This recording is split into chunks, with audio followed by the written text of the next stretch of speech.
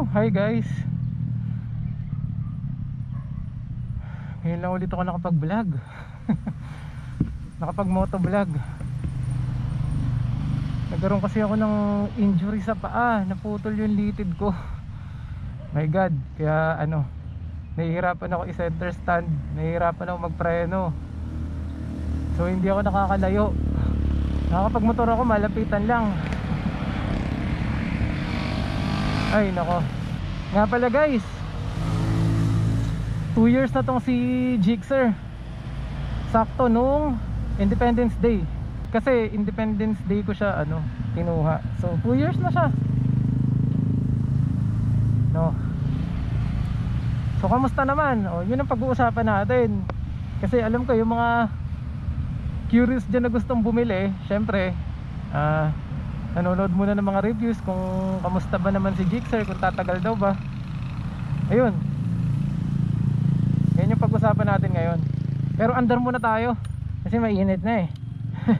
So ayun guys, kamusta nga ba si Gixxer? 2 years na. Ano na ba mga napalitan natin? Ano na ba mga nasira?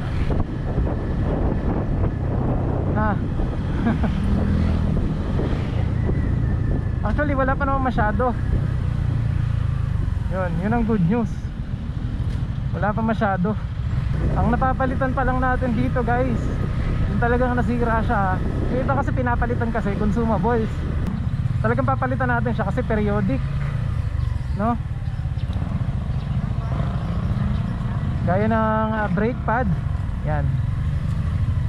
Hindi pa masyadong pudpud yung yung brake pad ko sa likod. Pero pinalitan ko na rin. Yun. Pero hindi stock yung pinalit ko. Yung Bendix lang yung mumurahin. Pero mukhang okay naman. Ang talagang nasira dito guys, ang naging issue niya, etong brake master sa sa front. Yan, sa front brake. Yan ang naging problema ko. Hindi ko alam bakit nasira agad. Siguro dahil nasa labas lang yung motor ko, minsan hindi ko siya nakokoveran.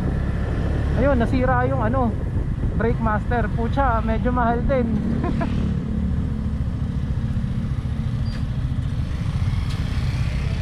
Parang nasa 500 or 600 pesos yung yung stock na brake master eh.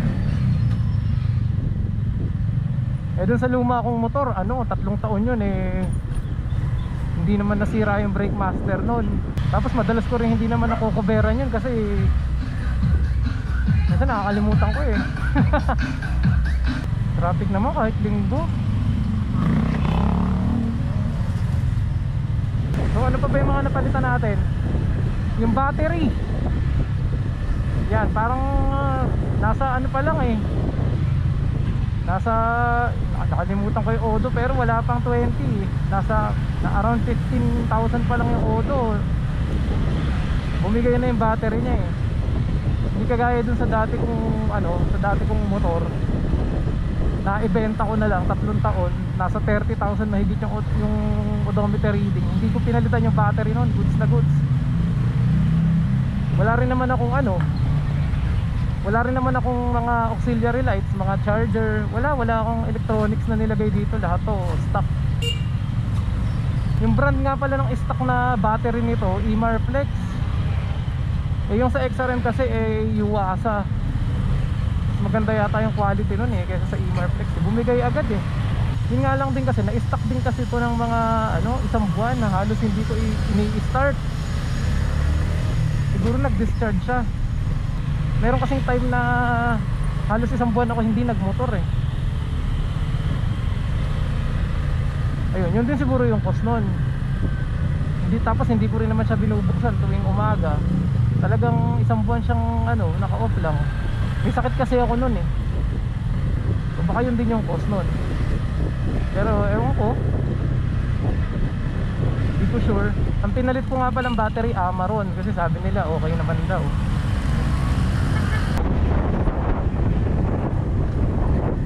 Yung gulong, okay pa naman yung gulong. Hindi pa naman pumapantay yung tread marks niya. So So feeling ko aabot pa to ng mga ano eh 20 plus thousand, 20,000 plus odometer bago akong palit. Tsaka kahit sabihin natin stock lang yung gulong niya, makapit naman. Minsan hindi pa ako dinulak na ito kahit basa yung kalsada, kahit sa Marilaki. Kasi nagmumotor ako doon ng umuulan, never ako dinulas na ito. Yung mga ilaw niya, goods na goods pa lahat. Unlike dun sa dati kong motor, nasira agad yung headlight na bulb. Ito kasi LED kasi yung ano niya eh. Halos lahat ng ilaw niya LED eh, except lang dun sa blinkers. Yun, sa signal lights. Yun, lahat LED. So ang LED talaga mahaba buhay niyan. Ito pa nga ba mga pinalitan ko dito? Ayun nga pala, nagpalit ako nakapagpalit na rin pala ako ng plate holder, yung tail. Pero hindi naman nasira yun, nabangga kasi ako. Yun, may bumangga sa likod ko. Yun, hindi naman sinasadya, nasira yung bengkong talaga, yung plate holder. O ayun, so pinalitan ko. Napakabait naman nung nakabangga sa akin eh, napakadaling kausap. Humingi lang ng quotation tapos sinend agad through GCash yung payment. So nakapagpalit na rin ako kaagad. Nasa 2.5 ang ginastos ko naman dun. Nga pala nagpaano na rin ako top overhaul. Nagpa-adjust ako ng valves. Yun. Pero free lang kasi yun eh. Hindi ko alam kung in-adjust talaga. Kasi wala naman ako na-feel na problema, hindi naman maingay. Pero sabi nila top overhaul, ayun. Pinalitan ko na rin yung pinapalitan ko na rin yung gasket. Yun. Hindi yung gasket ng engine yung gasket sa may bandang sa may block. Yun, kasi nag-leak siya nung mga bandang 12,000 odometer yata yun. So yun, pinalitan na rin yun, pero mura lang yun. So ngayon, hanggang ngayon wala pa rin siyang leak. So ayun lang guys, bali dalawa lang talaga yung nasira sa kanya, battery at saka brake master front. Diba 2 taon, 1,650 lang yung nasira sa kanya. Yung ibang pinapalitan naman talaga yung kasi periodic. Pero yung mga nasira, yung parang issue, yun lang. Grabe, diba? Sobrang sulit talaga. Kaya kung nag-jigsaw ka din, hindi ka talaga magsisisi. At saka kung bibili ka pa lang, huwag ka na magdalawang isip. Paps. Sa aspeto ng maintenance, panalo ka pa rin kay jigsaw. Hindi siya sirain. Napaka-slight lang ng mga issue niya. So paano guys hanggang dito na lang. Makakapag-vlog na ulit ako, magaling na yun pa ako. So thanks for watching and see you on my next video.